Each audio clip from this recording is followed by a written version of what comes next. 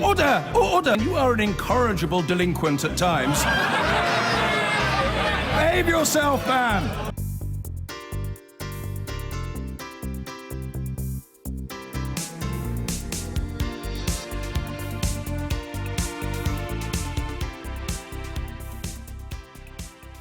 And the Brexit Secretary, Dominic Raab, and Europe's chief negotiator, Michel Barnier, say that they are hopeful that a withdrawal agreement can be struck well before the end of the year.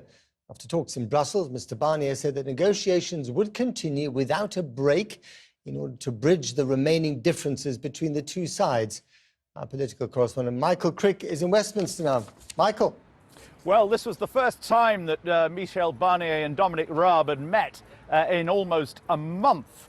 And at the end of it, well, they said they'd made progress on some things, but didn't specify what. Perhaps the most interesting development was that they said that they were going to intensify the negotiations over the next few weeks. Clearly, this deadlock is continuing. They're hoping that they meet more often and their officials will be in pretty much permanent session. The two men themselves will meet more regularly. They're hoping that that deadlock can be broken. This is what Michel Barnier said afterwards. The negotiations are now entering the final stage. We have agreed that the EU and the UK will negotiate continuously from now on. And Dominic and I will meet regularly to take stock and move the negotiations forward.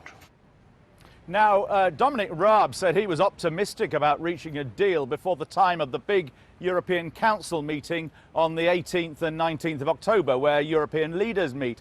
But Michel Barnier was significantly less optimistic than that, making it clear that he couldn't budge from the basic principles behind his negotiating position. And he suggested that reaching a deal may take a bit longer, perhaps 3 or 4 weeks longer till early November. But he made it clear that it couldn't go beyond that, because then, of course, whatever deal is reached has to be ratified by the European Parliament, all the parliaments of the member states, and, of course, the British Parliament.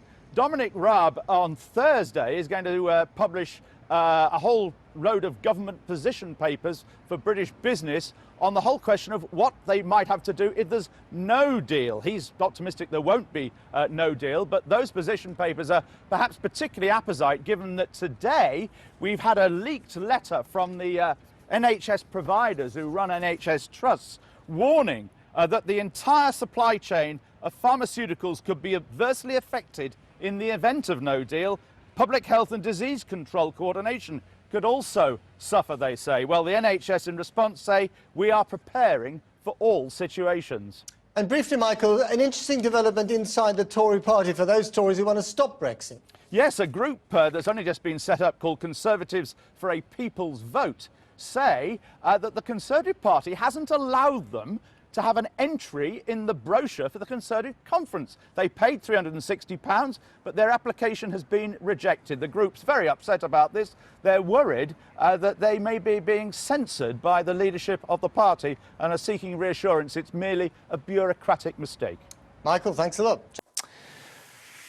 Now, a big change in tone as we move on to talking about Brexit. And Theresa May and her new Foreign Secretary, Jeremy Hunt, have expended quite a lot of effort this summer, schmoozing and wooing their European counterparts. So you might have thought that the EU's chief negotiator, Michel Barnier, would take a slightly more moderate line, or tone at least. But though the handshakes were warm enough, there was little sign of any genuine thought in the negotiations.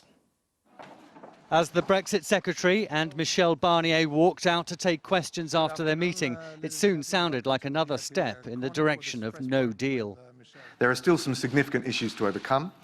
Yes, on Northern Ireland, I think we both recognise that, but also on the future relationship. And it's important to view the whole deal as a package. And Michel Barnier is not budging. You said that we haven't changed our principles over 2 years. But why would we? How can you change principles on which the European Union is based? Why would you? The UK is leaving the European Union. It's not the other way round.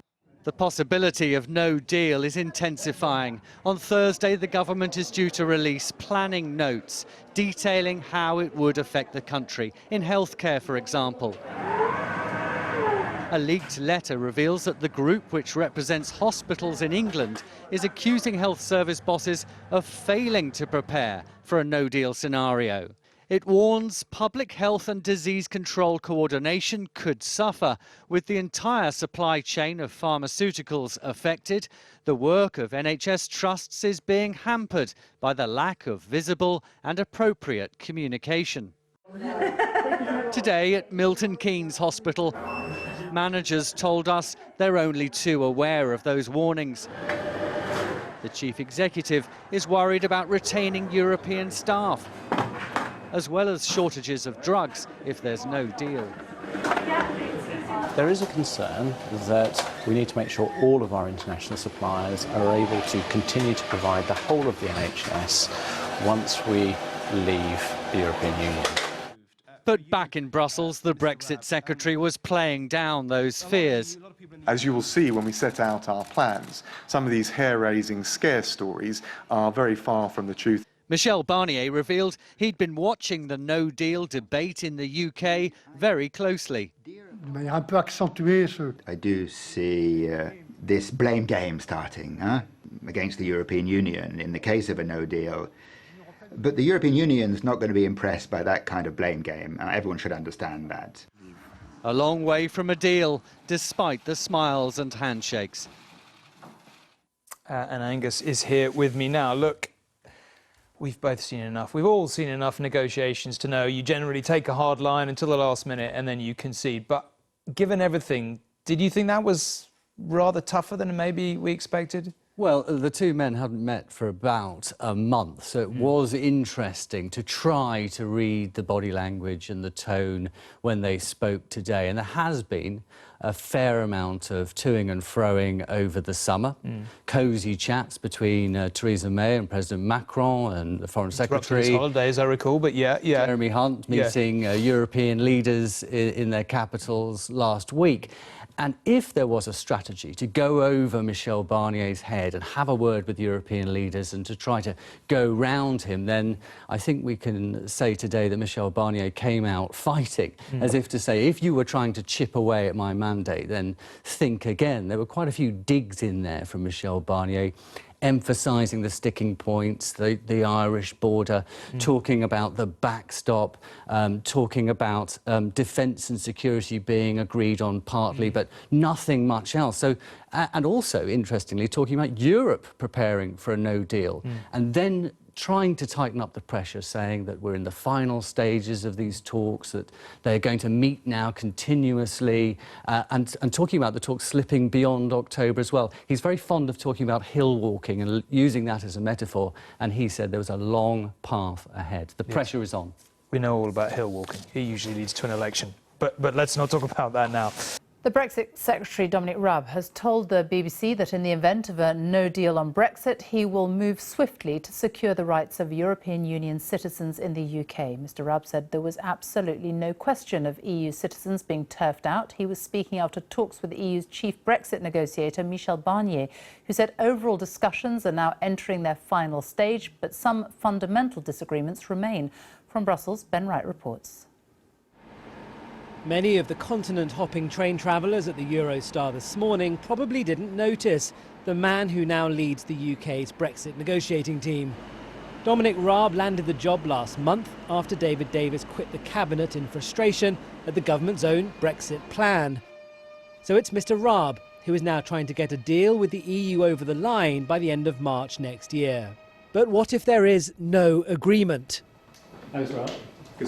Some of Theresa May's ministers have ramped up warnings it could happen. I asked the Brexit Secretary what that could mean for the many EU citizens who now live in the UK. We value their contribution, we want them to stay. It's inconceivable we would do anything other than make sure that they're legally in a position where they're secure to stay.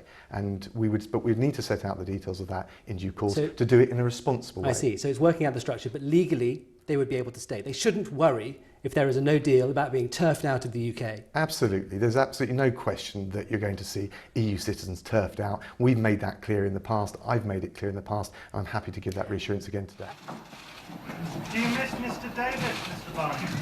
The EU's chief negotiator has a new opposite number, but his message today was familiar. He warned talks on trade in the Irish border were lagging behind, and he was unimpressed by threats of a no deal. I hear the debate in the UK, of course, about no deal, etc. And to be very frank with you, I do see this blame game starting against the European Union. But the European Union is not going to be impressed by that kind of blame game. Everyone should understand that. The two sides are trying to hammer out the Brexit divorce deal and the outline of a future trade and security relationship by the autumn. Our overriding focus is on getting a deal. It is within reach. I'm confident of that if the ambition and the pragmatism is reciprocated on the other side. But isn't the truth that even if you'll have a vague outline of what the future relationship will look like, really, we leave the EU and it's a leap into the dark? We're not going to know. It's going to take years to negotiate this stuff. No, that's wrong. It certainly will want to make sure that we hammer out as much of the detail as possible. It will be really important to make sure for people at home, but also for the EU, that we choose a clear model for our relationship, and we're both committed to doing that. Ministers and officials are clocking up the miles. Brexit talks are now intense, the clock is against them, and the final destination remains far from certain. Ben Wright, BBC News, Brussels. I've been